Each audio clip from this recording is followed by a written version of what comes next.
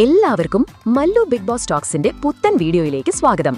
Big boss ഹൗസിലെ വിശേഷങ്ങളും ഞെട്ടിക്കുന്ന അപ്ഡേറ്റുകളും ആദ്യമേ അറിയാൻ ഈ ചാനൽ ഉടൻ തന്നെ സബ്സ്ക്രൈബ് ചെയ്യുക. ബിഗ് ബോസ് മലയാളം സീസൺ 7ന്റെ 7ാം ആഴ്ചയിലെ വോട്ടിംഗ് ആവേശകരമായി പുരോഗമിക്കുകയാണ്.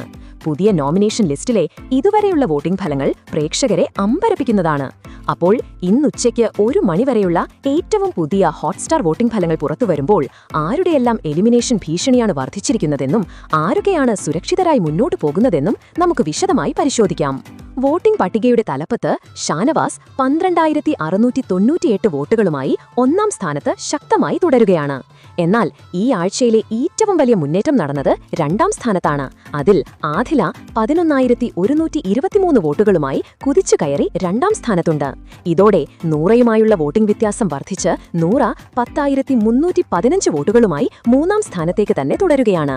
മധ്യനിരയിൽ ബെന്നി 8,699 വോട്ടുകളുമായി 4ാം സ്ഥാനത്തും ആര്യൻ 8,146 വോട്ടുകളുമായി 5ാം സ്ഥാനത്തുമാണിപ്പോൾ. ഇവർ ഇരുവരും തമ്മിൽ ഓരോ മൊമെന്റിലും കനത്ത മത്സരമാണ് നടക്കുന്നത്. തൊട്ടുപിന്നിൽ റെന 7,537 വോട്ടുകളുമായി 6ാം സ്ഥാനത്ത് ശക്തമായി നിലയുറപ്പിച്ചിരിക്കുന്നു. എന്നാൽ താഴെത്തട്ടിലേക്ക് വരുമ്പോൾ കടുത്ത പോരാട്ടമാണ് നടക്കുന്നത്.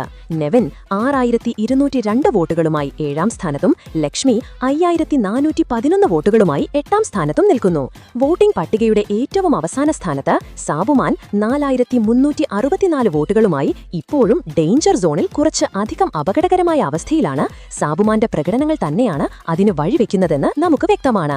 എങ്കിലും അവസാന മണിക്കൂറുകളിൽ ശക്തമായ തിരിച്ചുവരവ് നടത്താൻ സാധ്യതയുള്ള താരങ്ങൾ തന്നെയാണ് താഴെ സ്ഥാനങ്ങളിൽ.